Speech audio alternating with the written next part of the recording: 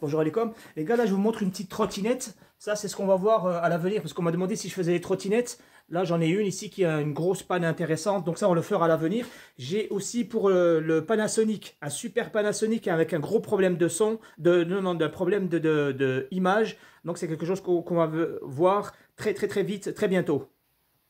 Mais pour l'instant, on va terminer la vidéo sur donc cette alimentation qui était en panne.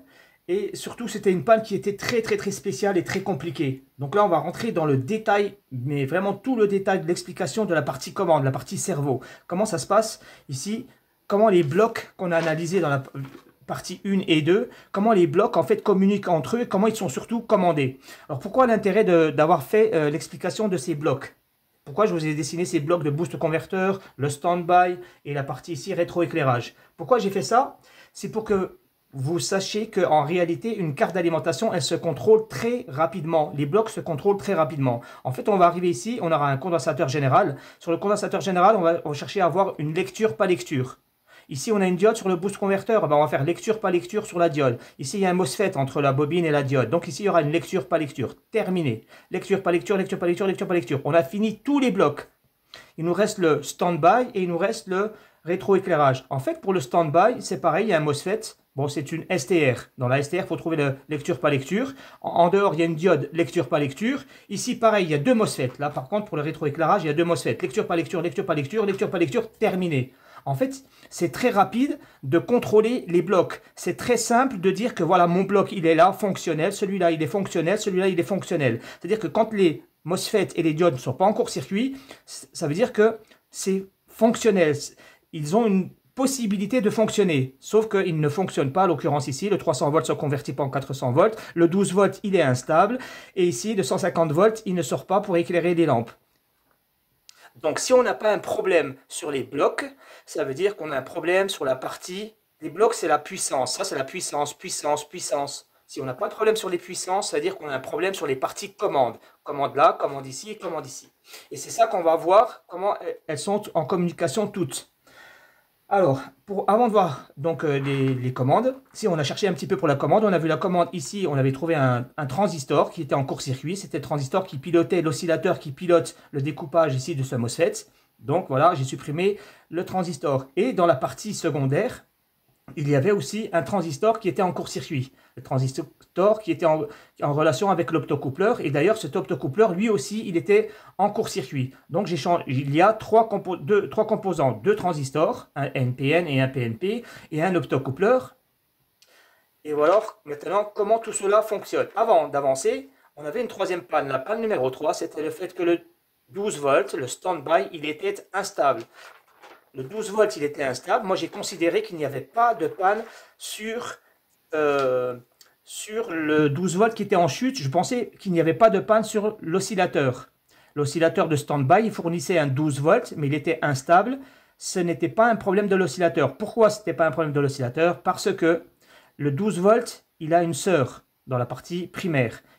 Sa sœur, on l'appelle le VCC. C'est une tension de 5 volts pour l'instant, mais ça peut être 12 volts ou 13 volts ou 15 volts pour alimenter les oscillateurs. Ben, cette tension, elle est stable ici, au primaire, mais au secondaire, elle était instable. Donc c'est pour cette raison que j'ai dit que l'oscillateur, il n'était pas concerné, il n'était pas responsable de la chute de la tension. J'ai plutôt dit que la tension, elle chute parce qu'il y a quelqu'un qui est en train de manger cette tension en mode forçage. Effectivement, il y avait un oscillateur, l'oscillateur qui va s'occuper du découpage pour obtenir le rétroéclairage de ces deux MOSFET. On envoyait un signal d'horloge à ce driver gate. Un driver gate qui va recevoir signal d'horloge grâce à cet oscillateur et lui-même va piloter les deux MOSFET ici.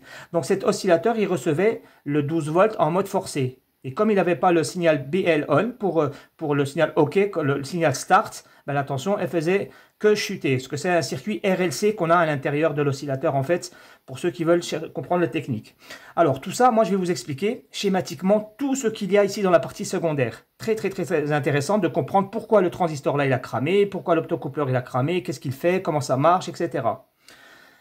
Alors, c'est quoi la procédure? Déjà, avant d'avancer, dans la partie, on avait dit vidéo 1 et 2, on a dit qu'on avait une panne ici de 12 volts qui chutait. Ben, maintenant que j'ai supprimé le transistor qui mettait en forçage l'alimentation de l'oscillateur, ben, normalement, le problème est résolu.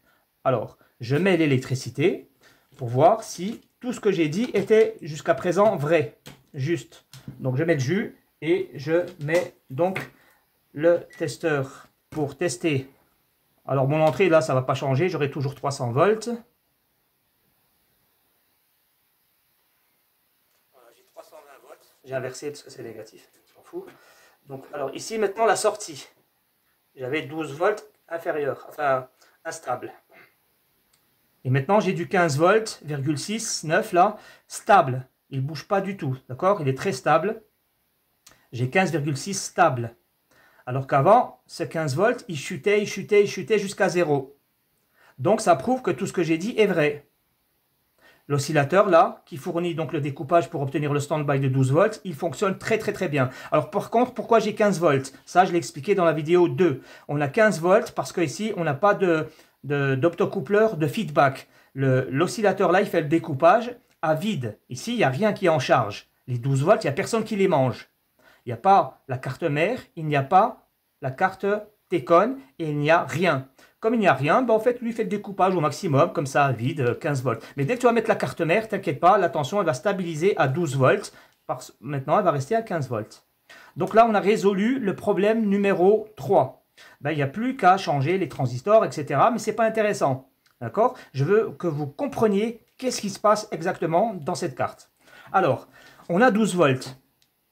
D'accord? Lui, il fournit 12 volts. Et ce gros transformateur, il va plus tard fournir 150 volts. Lui, il fait rien. Lui, il fait que il envoie le signal d'horloge pour faire le découpage de ce gros transformateur, justement. Donc lui, on fait comme s'il n'était pas là. Alors, cette tension, pour l'instant, elle est là. Et est-ce qu'elle fait quelque chose dans le secondaire? Là, pour l'instant, elle ne fait rien. Elle est en contact avec rien, avec personne. Donc, elle est 12 volts à vide. Moi, je dis 15 volts ou 12 volts, on s'en fout, c'est la même tension. Hein. Elle est là sur la diode, ou sur les condensateurs, ou même ici, hein, sur le bornier. Donc là, le bornier, tu te mets là sur le négatif, tu vas le bornier, hop, tu auras 15 volts sur le bornier. D'accord? Et ça va la carte mère.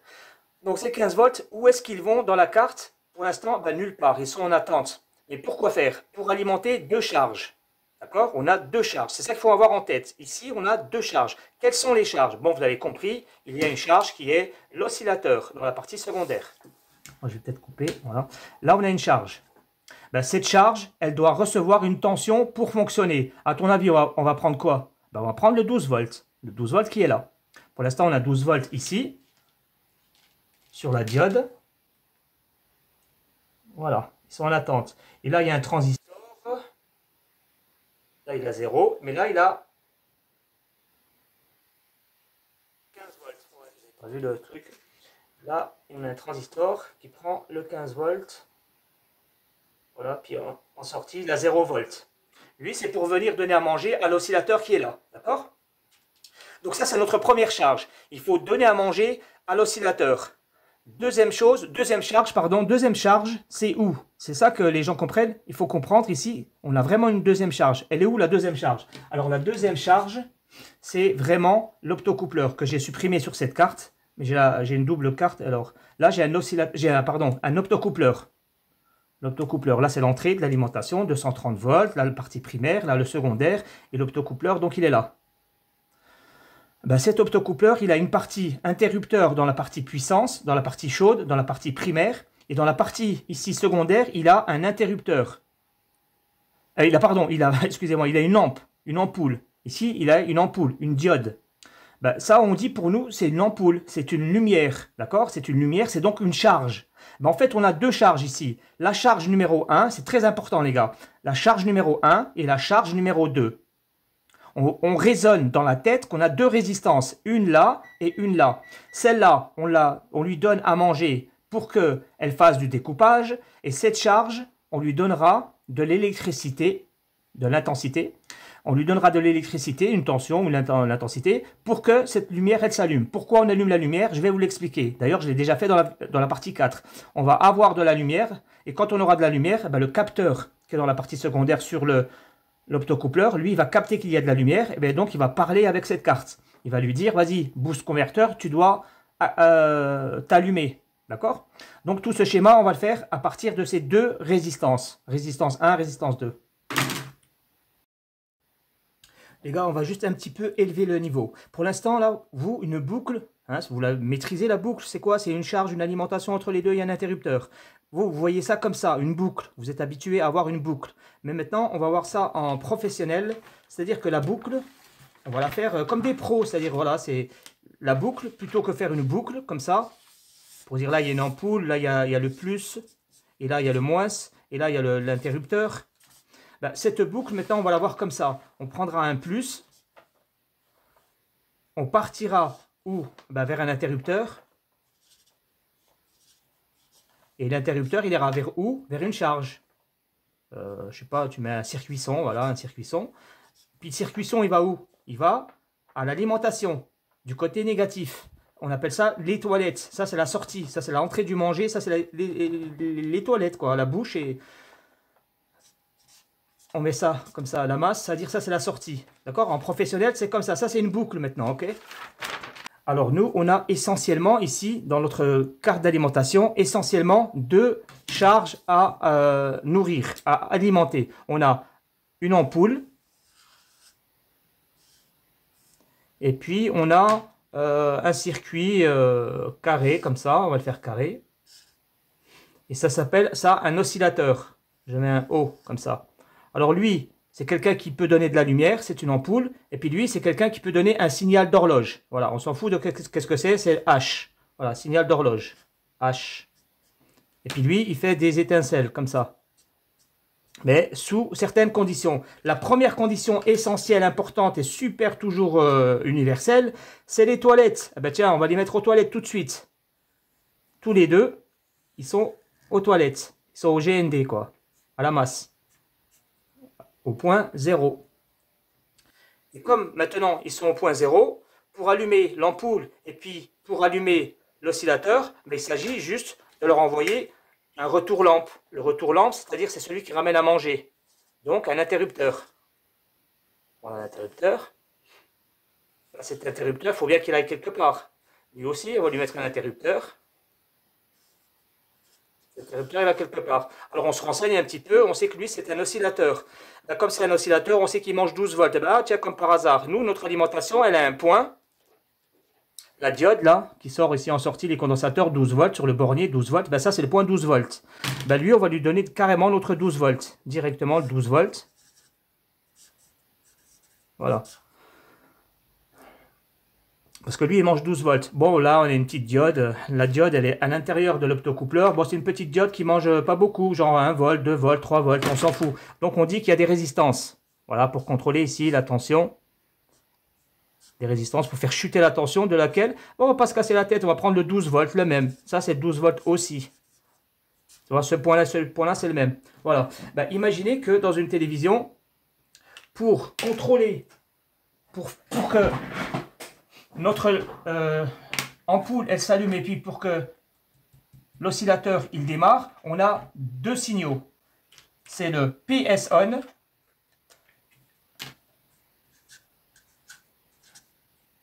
et le BL on. Alors, les deux signaux, ils ont une valeur. Leur valeur, c'est 0 volt et ou 3 volts. Donc, ils auront 0 volt ou 3 volts, 2. Lorsqu'ils auront 0 volt, ils seront en mode off. Et lorsqu'ils seront en 3,2 volts, ils seront en mode on. La télévision, elle est activée. Voilà, tout simplement. Et bien, qu'est-ce que eux ont fait? Qu'est-ce que eux ont fait? Ben, eux, ils ont pris le signal B. Enfin, non. Qu'est-ce que tout le monde fait, en fait? Ce que tout le monde fait. On prend en général le PS on, on l'envoie sur l'optocoupleur. On prend le signal, là, on le relie directement ici. Là, on a le PS on. Si on envoie, on appuie sur la télécommande, le PS on, il passe de 0 à 3,2, tac, lui, il s'active. Et une fraction de seconde après, en général, qu'est-ce qu'on fait? On renvoie le BL on. Pareil, le BL on, il va venir ici, il va appuyer sur l'interrupteur. Lui, ben, il va s'activer. Donc, on va alimenter notre circuit oscillateur qui, lui, va nous donner le driver LED. Lui, c'est pour les LED. Hein. L'oscillateur, là, c'est pour donner les LED, les 150 volts, pour que les LED de la télévision, elles s'allument. Mais du coup, les LED, elles vont s'allumer.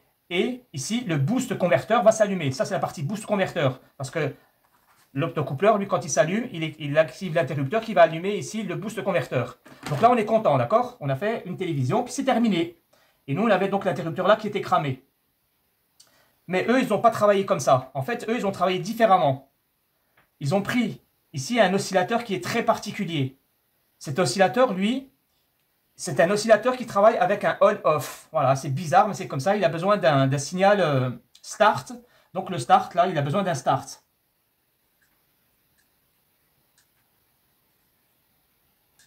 Il faut l'activer. Donc, ils ont choisi d'utiliser le BL-on. Donc, ils ont pris le BL-on. Ça, c'est la réalité vraie. Ils ont pris le BL-on, ils l'ont envoyé ici. BL-on.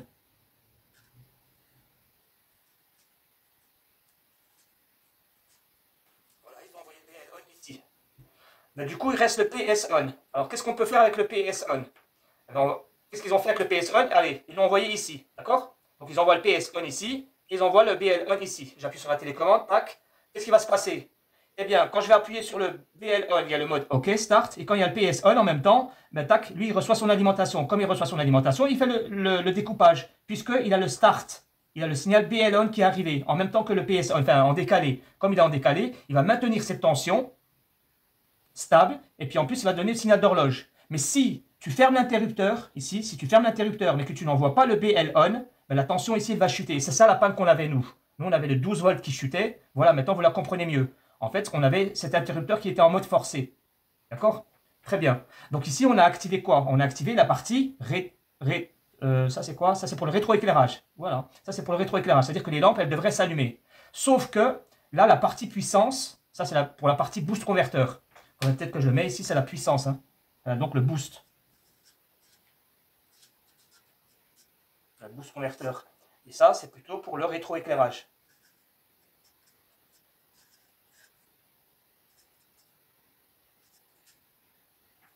Donc je disais que là, on a un souci parce qu'on a utilisé le PS-on pour activer la partie rétroéclairage, le BL-on pour activer l'oscillateur. Du coup, on a un problème. Il nous manque un troisième signal, un signal pour activer la partie boost converteur, pour activer la puissance. Donc là, c'est un gros problème. On ne peut pas travailler comme ça. Donc tout ça là, c'est pas bon du tout. Ce système, il n'est pas bon. On ne peut pas l'utiliser. Et de plus, il y a encore une donnée à savoir, et ça c'est très important. On va travailler maintenant sur les interrupteurs. Si tu travailles sur l'interrupteur avec ma logique que je vous ai transmise, normalement, ici on a un plus, on a l'alimentation. Et le plus, il va sur un interrupteur, c'est un interrupteur qui va sur une charge qui finit à la masse. Donc la charge, elle, qu'est-ce qu'on lui coupe? On lui coupe la partie positive de l'alimentation, parce que ça c'est le positif, et ça c'est le négatif. Là, on a le négatif. Et là, c'est le positif qu'on cherche à rapporter. On rapporte le positif. Donc, on dit que ça, c'est un interrupteur qui coupe le positif. On est d'accord? Il coupe le positif. Comme c'est un coupeur de positif, on dit le contraire. En fait, cet interrupteur, il s'appelle N. C'est le contraire. Donc, c'est un PNP. Cet interrupteur, là, c'est un PNP qu'on va utiliser ici. D'accord? D'ailleurs, on le verra tout à l'heure, comme c'est un interrupteur PNP, la lettre du milieu c'est N. L'interrupteur qu'il faut utiliser ici pour activer l'oscillateur, il a besoin d'être PNP et donc il a besoin de recevoir un signal négatif. Très très très important de le comprendre pour le schéma qui vient à la suite. Cet interrupteur-là, le BL-on, que j'ai mis ici, mais ce n'est pas le BL-on pour l'instant, on s'en fout. C'est un signal qui va venir activer ici. Parce que l'interrupteur, il a besoin d'être activé avec une tension. Mais laquelle? Ce sera une tension négative.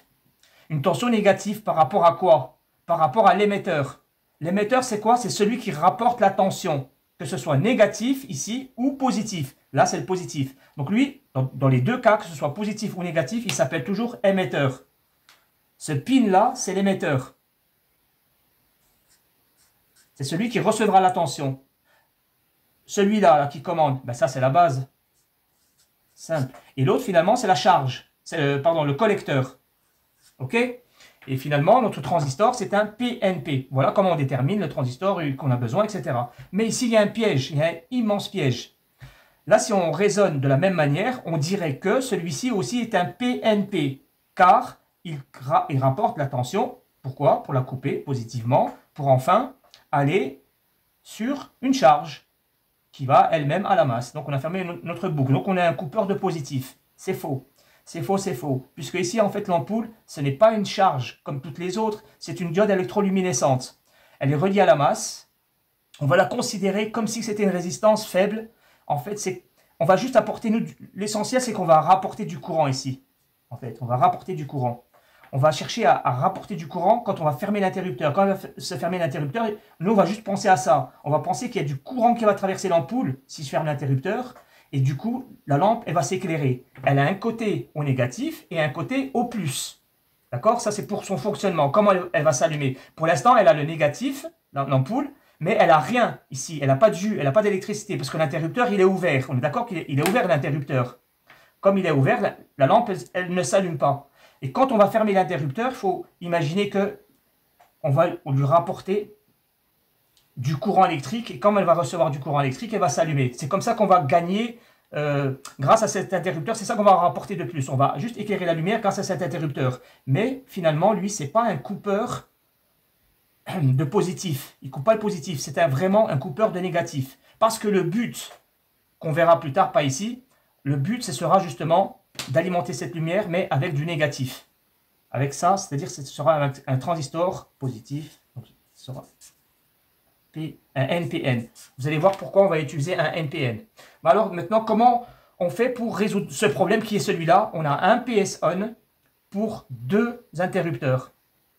Comment on fait? Est-ce qu'on va prendre le PS-on, activer celui-là et utiliser le même PS-on et activer l'autre interrupteur? Ça, on ne peut pas. On ne peut pas bifurquer. C'est-à-dire on ne peut pas utiliser une seule commande, parce que le PS-on, c'est un signal de commande. Une information qui vient du microprocesseur. On ne peut pas utiliser cette information pour deux interrupteurs en même temps. C'est pas bien. Eux, ils ne le font pas. Nous, dans certaines situations, pour faire des blocages de certaines cartes mères qui sont en panne de la flash, parfois on va avoir des télévisions dans lesquelles la flash, elle empêche de faire sortir le BL-on. Dans les télévisions Samsung, les anciennes télévisions Samsung. Alors dans ces cas-là, nous, qu'est-ce qu'on fait? On prend le PS-on, c'est vrai, puis on l'envoie dans le BL-on pour activer le deuxième interrupteur. Nous, on le fait manuellement et ça tient des années et des années. Mais voilà, eux, ils n'ont pas pensé à le faire comment je le fais dans certains dépannages. Donc, ils ont utilisé un autre système. On va dire qu'on a notre tension de 12 volts, donc hein, sur la diode, comme ça, qui sort là, sur le 12 volts. Ok, comme on a une tension de 12 volts, qu'est-ce qu'on veut? L'objectif. L'objectif final, c'est de prendre le 12 volts et de le donner à lui. Lui qui est un oscillateur. Donc, notre oscillateur, on va le mettre au GND. Ça, c'est clair. On est obligé de le mettre au GND. En fait, je devrais vous le montrer, peut-être, que sur votre carte, vous avez le GND. Elle se trouve dans l'optocoupleur. Voilà. Et cette même masse, tu vas la trouver, le GND, hein, là, sur la vis, tu vas le trouver sur ton oscillateur. Donc tu viens comme ça, tu touches l'oscillateur. Là. Là, c'est le GND sur l'oscillateur. D'accord? Toutes les charges, elles ont une masse. Toutes les charges. Donc, notre oscillateur, comme ça, on l'a envoyé à la masse.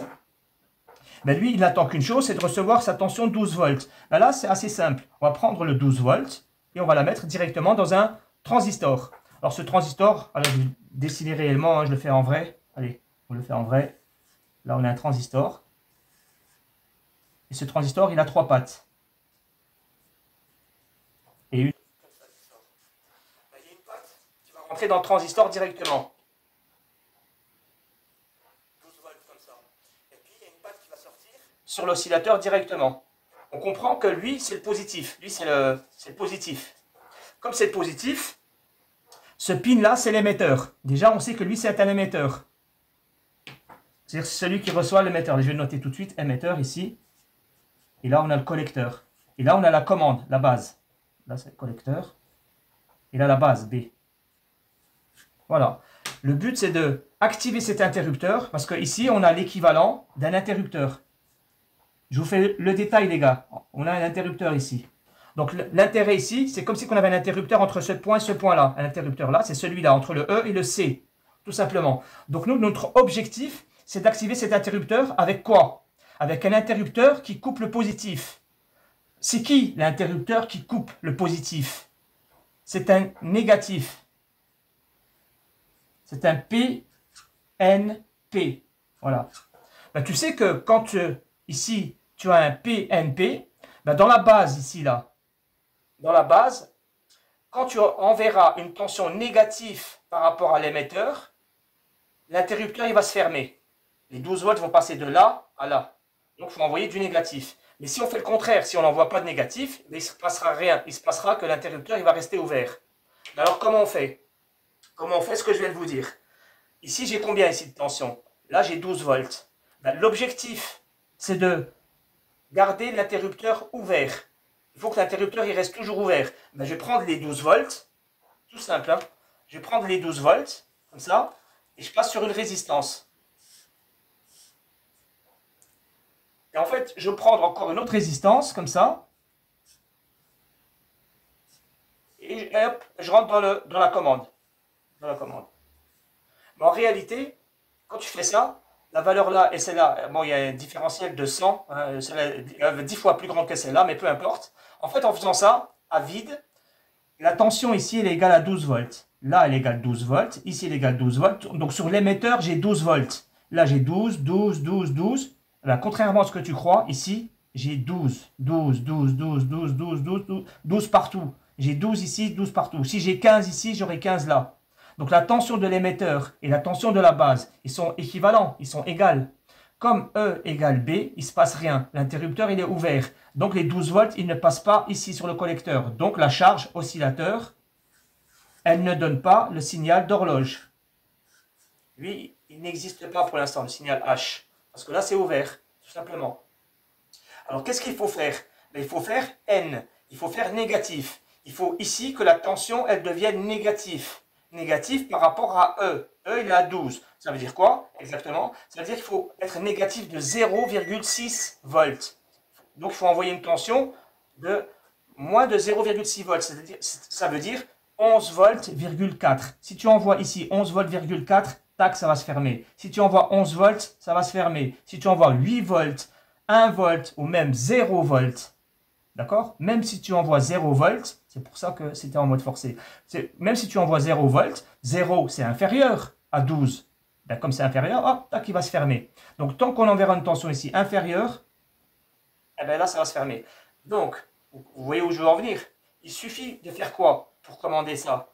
Ben, il suffit de faire chuter une tension ici, là. Et comment on fait chuter une tension sur une résistance? Ça, c'est pas une diode Zener. Comme c'est pas une diode Zener, ce n'est pas un compensateur, etc.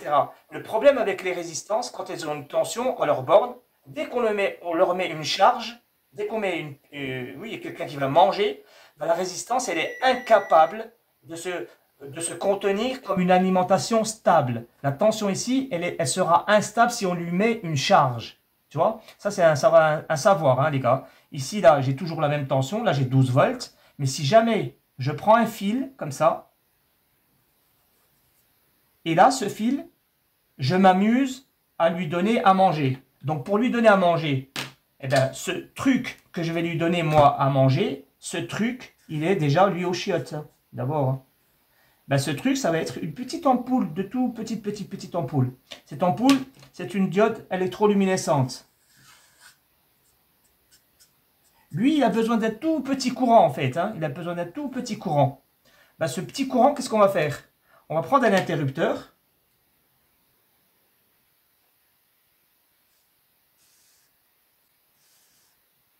L'interrupteur, il a 3 pattes.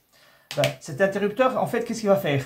Il va être en contact avec quoi? Avec l'alimentation. Cet interrupteur, il va être en contact avec l'alimentation. Il y a 2 alimentations. Là, c'est un peu compliqué. Je sais qu'il y a une alimentation qui va arriver ici. Je vais l'expliquer. Mais il y a aussi le reste de l'alimentation. Il y a du positif ici. Il y a du négatif en bas. En fait, nous, on va penser négatif. C'est le négatif qu'on va aller chercher ici. Donc ça, c'est l'émetteur. Très, très, très important. Ça, c'est un émetteur. Et qu'est-ce qu'on a en haut? Du coup, on a la charge. On a le collecteur. Donc l'objectif, c'est comme si on ramenait du négatif ici. On ramène du négatif, tac, ici. Et quand on ramène du négatif ici, ben forcément, la tension ici, elle va chuter. Elle va être comme si elle était en court-circuit, si tu veux. Elle va chuter, oui, carrément. Il y aura, bon, moins celle-là. On n'est pas vraiment en court-circuit. Il y a l'ampoule qui va s'alimenter. Mais en tout cas, la tension ici, elle va chuter. Mais comme elle va chuter, elle va commander cet interrupteur. Vous comprenez? Si on allume cette ampoule, grâce à la connectique directement comme ça. Lui ici, c'est aussi un interrupteur. Maintenant, on va travailler sur l'interrupteur. L'interrupteur, là, il est important de comprendre que cet interrupteur, pour l'instant, il est ouvert. Ok, il est ouvert. Alors, déjà, cet interrupteur, qu'est-ce que c'est? Il est en contact sur l'émetteur avec le GND. Donc, c'est un coupeur de négatif. Donc, lui, c'est un positif. P, on va mettre ici P, positif. Donc, lui, c'est un NPN. Voilà, c'est un NPN. La lettre qu'il y a, lui, chez lui, au milieu, c'est une lettre positive. Ok? C'est un positif qu'il a ici au milieu. Ça veut dire quoi, le positif? Ça veut dire que là, le troisième pin, ça, c'est la base. Ça, c'est la commande. La base. C'est-à-dire que ici, si on veut commander l'interrupteur, si on veut le fermer, si on veut qu'il devienne passant, si on veut que la masse elle monte ici, il faut envoyer ici quelque chose de positif. Mais qu'est-ce que c'est le positif? Eh bien, c'est une tension supérieure à l'émetteur. L'émetteur, il est égal à 0. Et moi, je dois être positif. Donc, on va prendre le PS on. Le PS on, il a deux états. Il a l'état 0 volts. Il a un état, quand j'appuie sur la télécommande, de 3 volts. Imaginez que j'appuie pas sur la télécommande, j'ai donc 0 volts sur le PS on, donc sur le PS on. Donc si j'envoie le PS on ici, 0. Si j'envoie 0, ben 0, il fera rien, il va rester ouvert. Parce que lui, il est positif. Il ne veut pas du 0, il est positif.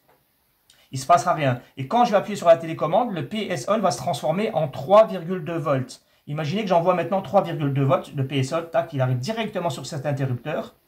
Je vous l'ai montré sur la dernière vidéo, j'ai pris le PS on, tu le suis directement, il arrive sur l'interrupteur que j'ai supprimé. Donc cet interrupteur, il envoie du 3,2 volts. 3,2 volts sur la base. Par rapport à l'émetteur, l'émetteur, lui, il est au négatif, il est au GND, j'ai 0 volts, donc je suis supérieur à lui. Ben, dans cette condition-là, comme j'ai envoyé le PS on à 3 volts, ben, l'interrupteur, il va se fermer. Tac. Maintenant, il est passant.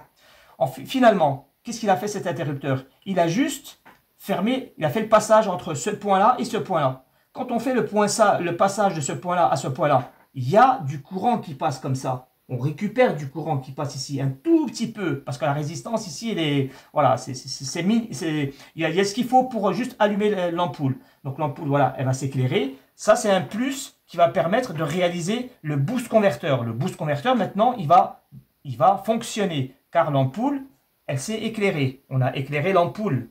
Et maintenant, le boost converteur, tac, il a l'ordre de fonctionner. Très bien. En même temps, comme on a volé ici de l'intensité, du courant électrique, on a pompé de l'électricité ici, vous allez voir que la tension qu'on a ici, qui est de 12 volts avant et 12 volts ici, là j'aurai encore 12 volts ici, et plus, là pour l'instant j'ai 12 volts, mais dès que j'appuie sur le BL on, avec du 3,2 volts, je tire du courant, donc la tension ici, elle chute. Il y a une chute de tension, comme ça. Eh bien, ça donne ici un résultat. On n'aura pas ici 12 volts, on aura ici... Alors, je ne connais pas la valeur de la résistance, je vous dis honnêtement. Mais on aura certainement 11 volts, ou 10 volts, ou 8 volts, ou je m'en fous. Moi, je m'en fous. Voilà, la valeur, je m'en fous, parce que ça dépend de la résistance. Ça, c'est pour les gens qui veulent faire des calculs. Ça ne sert à rien. Les calculs de celle-là, ça, je m'en fous, les gars. L'essentiel, c'est de comprendre comment ça fonctionne, leur bordel. Eh bien, chez nous, qu'est-ce qu'on avait ici? On avait un problème, on avait un court-circuit. On avait un court-circuit entre, ici, l'émetteur et la base. Je crois que j'avais un problème ici. Et du coup, ben ça a engendré que le courant est placé comme ça, et donc ça a activé lui. Du coup, la tension, elle a chuté, et c'est pour ça que lui était alimenté. Est-ce que vous comprenez, j'espère bien, là, ce que j'ai dit, hein, tout ça? Ça, je vais vous le montrer schématiquement, si vous voulez. Je vais vous le montrer avec les bip, bip, bip. Et là, qu'est-ce que j'ai pas dit? Bon les gars, je vois que ça devient une vidéo ultra longue, mais il y a tellement de choses à dire. Il y a tellement de choses, vraiment, je tiens que ça soit bien compris. Je voulais vraiment que ce soit très bien compris. Que l'objectif, c'est que nous avons ici 3 signaux. Dans votre carte, vous avez 3 signaux dans le bornier qui sont indiqués dans la partie secondaire. Ce qui est indiqué, c'est DIM, PS on et BL on. Parfois, vous avez écrit ici, au lieu de BL on, vous allez avoir le B, que le B. Vous allez avoir backlight. Ou, voilà, au PS on, vous allez avoir PS on, ou sinon vous allez avoir on, off. Ou des fois vous aurez on. Et puis en tout cas, le dim, des fois vous aurez que la lettre D. Ou des fois deux fois D, je sais pas pourquoi, mais DD, non, D seulement. Voilà, ces trois signaux, c'est avec ça qu'on travaille. Eux, malheureusement, ils ont choisi un oscillateur qui est particulier. Cet oscillateur, il utilise un des trois signaux. C'est le dim. Ça, c'est normal, par contre. Excusez-moi. Le dim, il le reçoit, puis en fait, il va contrôler l'intensité lumineuse. Le signal dim, c'est lui qui va permettre d'avoir, lorsque tu changes l'intensité lumineuse, la tension ici, tu peux avoir un dim qui est égal à 2 volts, par exemple. Si tu as 2 volts, la lumière, elle est à 50%. Et si tu montes l'éclairage à 70%, ben, tu verras que ton dim, il aura une valeur de 2,8 volts, tu vois. Voilà. Et lui, il va directement à l'oscillateur. Donc, on a supprimé un signal. Il nous reste le PS on et le BL on. Ben, le BL on, il l'utilise pour faire un on-off de cet oscillateur. Vous comprenez que là, il nous reste un seul signal. C'est le signal PS on. Et avec ce signal PS on, on est censé activer le bloc boost converteur qui se trouve au secondaire, au primaire, pardon, et un bloc rétroéclairage. Comme on est un bloqué dans une partie primaire et secondaire, donc il faut un optocoupleur. C'est pour ça qu'on va communiquer avec un optocoupleur. Donc on va communiquer avec ces transistors-là. Et donc là, on a étudié tous ces deux transistors, ils étaient en court-circuit, notamment celui-là pour la lampe, celui-là qui est en court-circuit, et de l'autre côté, dans la partie primaire, dans l'autre schéma que j'avais fait,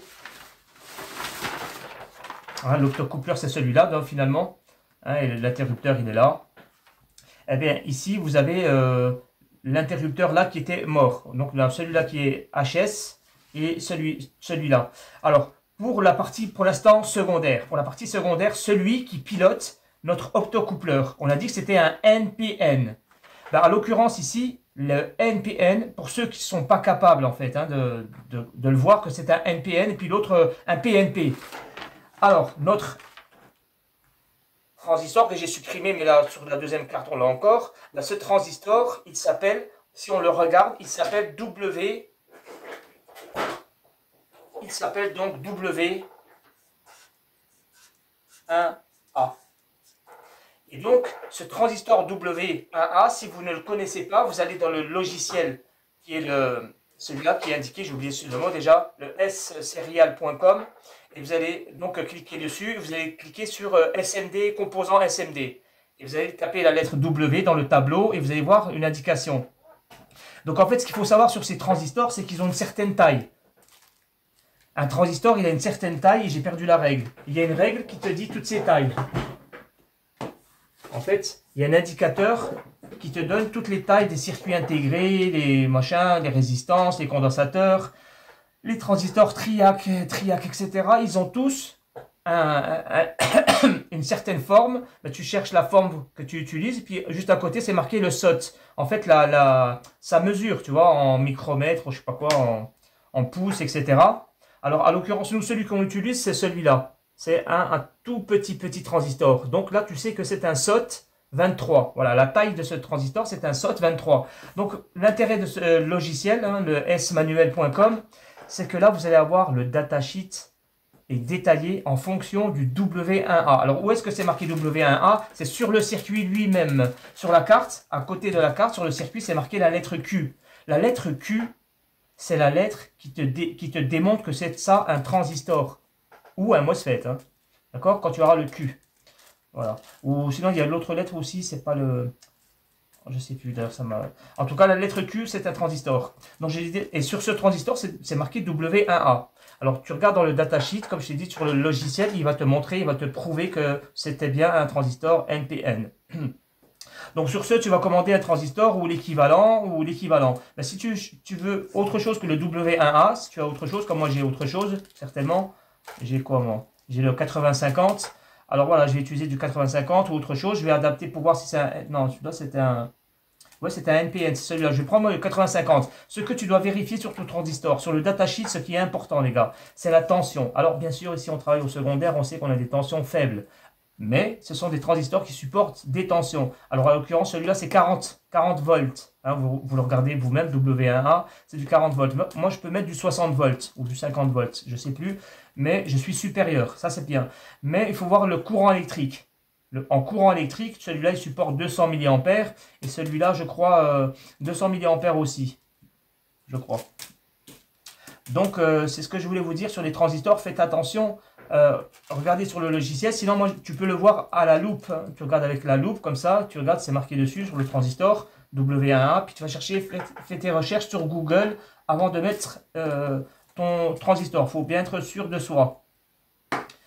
Qu'est-ce que j'ai oublié de ne pas vous dire? C'est que voilà, l'intérêt, donc ici, c'est qu'on utilise le PS-on pour activer ces deux transistors qui vont activer les deux charges. Et en même temps, il nous restera le BL-on. Ben, le BL-on, je ne l'ai pas dit ici, mais le BL-on, il vient sur l'oscillateur directement. Hein, parce que c'est un oscillateur particulier que les ingénieurs ont choisi. C'est pour ça que là, c'est très, très, très compliqué. Mais normalement, si ils avaient utilisé un normal, quoi, un oscillateur comme habituel, qui n'a pas besoin de start, là, on aurait pris les deux transistors. Tu vois, on aurait fait un jeu avec les deux transistors, avec une résistance pour chuter la tension, on aurait pris un NPN et un PNP, pardon, et ça aurait bien fonctionné. Tout simplement comme la plupart des télévisions. Mais exceptionnellement, quand vous avez un start, voilà le schématique, comment il se passe. Et lui, il active, lui, quand la lumière s'est allumée, on a l'autre partie là qui est là, sur la partie. Ça c'est la partie, donc ça c'est la partie secondaire, là c'est la partie primaire. Là tu as ton interrupteur qui va s'activer, se fermer. Et donc il va faire chuter la résistance de la tension de l'autre interrupteur qui lui-même était en court-circuit, qui était comme celui-là. C'était comme celui-là. Alors dans la prochaine vidéo les gars, je vais installer les interrupteurs et le nouvel optocoupleur. Et je vous montrerai la tension ici qui est de 12 volts. Ici 12 volts, 12 volts, et quand je vais allumer la télévision, là, vous allez voir qu'il y aura une tension ici qui va chuter sur la commande. Du coup, la tension de 12 volts, elle va passer de là à là, donc elle va activer l'oscillateur qui va permettre de donner le signal d'horloge, j'espère, hein, parce qu'on ne sait pas encore s'il fonctionne. On n'a pas fini encore. Moi, j'essaie de vous faire une version longue. On m'a demandé comment on appelle ça, une formation. Ça, les gars, c'est plus qu'une c'est comme une formation. Hein. Prenez-le comme une formation. C'est de l'expérience que vous gagnez comme ça. Et ce qui est intéressant, c'est que là, vous vous rendez compte que les transistors, finalement, comme vous les étudiez pour la plupart, quand vous me posez des questions, c'est toujours par rapport aux intensités. Vous cherchez trop à savoir les intensités. Ici, à l'occurrence, oui, c'est toujours contrôler les transistors par intensité. Ce n'est pas contrôlé comme les MOSFET en tension. La différence entre les transistors et les MOSFET, c'est exactement le même raisonnement, exactement le même. Mais en réalité, ici, ce sont des courants électriques qui vont interréagir sur la base. Ici, pareil, la base, ici, le PS-on. Quand j'envoie le PS-on, alors je ne vous l'ai pas dit, mais en réalité vrai, le PS-on il passe par là, mais il passe par une résistance. Donc le 3,2 volts, hop, il chute direct après la résistance. Je suis sûr qu'ici on va trouver une tension de 1 volt. En fait, c'est juste une tension de 1 volt qui va venir sur la base. Tu vois, la tension n'a pas vraiment d'importance. Mais elle rapporte un courant électrique grâce à la résistance. Donc c'est toujours un passage de courant électrique. Voilà, c'est par courant électrique. Ça, je le sais, mais ce n'est pas intéressant Pour nous, ce qui compte, c'est d'avoir les tensions. Si on a une tension qui passe ou qui ne passe pas. Si elle passe, c'est bien, elle remplit sa fonction. Si elle ne passe pas, on s'interroge sur la commande. Est-ce que la commande, elle réagit? Parce que tu dois avoir les deux états. L'état avec le 0 et l'état avec le 3 volts. Parce que si, ici, il n'y a pas de changement d'état, c'est peut-être pour ça que ton transistor ne réagit pas. Tu vois, c'est pour ça, c'est plutôt comme ça qu'ils vont comprendre les transistors, plutôt que la partie, la base, est-ce que c'est un courant bêta IB, est-ce qu'il faut l'amplifier, est-ce que la tension, etc. Tu t'en fous de ça. Effectivement, ici, si j'ai 12 volts, moi je dis que ici, je vais avoir 12 volts pour l'oscillateur. C'est une façon de parler. Parce que l'interrupteur, quand il va se fermer ici, en effet, tu n'auras pas 12 volts, tu auras 11, quelque chose, 11,7, allez, 11,7. Mais on s'en fout. Parce qu'ici même, tu n'as pas 12 volts. En réalité, tu as 12,3. Du coup, ici, tu auras à peu près 12 volts, donc c'est stabilisé. Et un oscillateur, ça ne fonctionne pas à 12 volts pile. En fait, un oscillateur, ça fonctionne ça peut démarrer carrément entre 5 volts, même 5,5 volts, jusqu'à même 20 volts, tu vois. Donc, il a une plage de fonctionnement. Donc, ce n'est pas important la petite chute de tension qu'il y a entre l'émetteur et ton collecteur. Donc, ce sont des calculs complètement inutiles. Ceux qui cherchent à connaître le VCE, le VBE et le VC, moi, je ne réponds pas à toutes ces questions-là. Et c'est plutôt schématiquement, essayer de voir comment simplement tes tensions, pas les courants électriques. Est-ce que j'ai ma tension à l'émetteur, donc sur la charge Oui ou non? Si je l'ai, ben c'est bien, c'est-à-dire que le transistor il fonctionne. Si je l'ai pas, eh ben, le transistor il est malade. Si je l'ai ici, mais ça ne fonctionne toujours pas, on verra. Peut-être que là, ça ne va fonctionner pas. Peut-être que lui, il ne va pas fonctionner, l'oscillateur. Moi, je ne sais pas si l'oscillateur va fonctionner, hein. Je sais seulement que les MOSFET, eux, ils sont prêts à recevoir le signal d'horloge que le driver gate doit transmettre au MOSFET. Donc, est-ce que lui, maintenant, lorsqu'il recevra sa tension, est-ce qu'il va fonctionner ou pas? Ça, on ne sait pas encore. On voit ça demain parce que les gars, c'est trop long.